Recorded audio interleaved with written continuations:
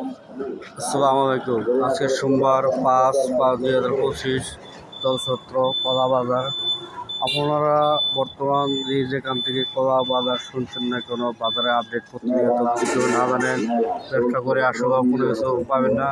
আর আজকে কলা যেরকম বেশি উঠছে,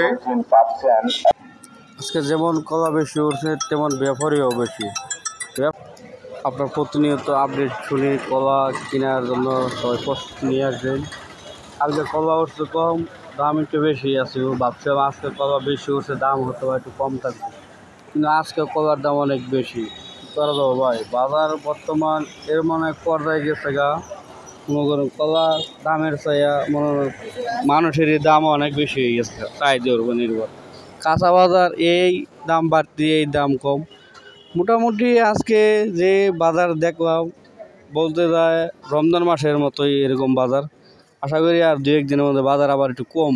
আপনারা যে যেখান থেকে আমার এই প্রতিনিয়ত আপডেটগুলো কলা এবং লেবু আনারস শুনতেছেন, দয়া করে আপনাদের কাছে একটা অনুরোধ থাকবো, প্রতিনিয়ত আপডেট জানতে চাইলে আমার ইউটিউব চ্যানেলে সাবস্ক্রাইব করে রাখবেন।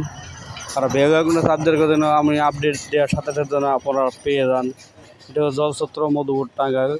আর যদি বাগান থেকেও সংগ্রহ করতেছেন, সাগর, সবরি, চাম্পা কলা বাগান থেকে সংগ্রহ করতে পারবেন। কিন্তু বাগানের কলা হয়তো অনেকে পছন্দ হবো না, কিন্তু আসলে বাগানের কলাগুলো এখানে আসতেছে। আপনারা আসলে বিষয়টা বাগান থেকে জায়গা নেন না, তারা বিষয়টা বুঝতে পারতেছেন না।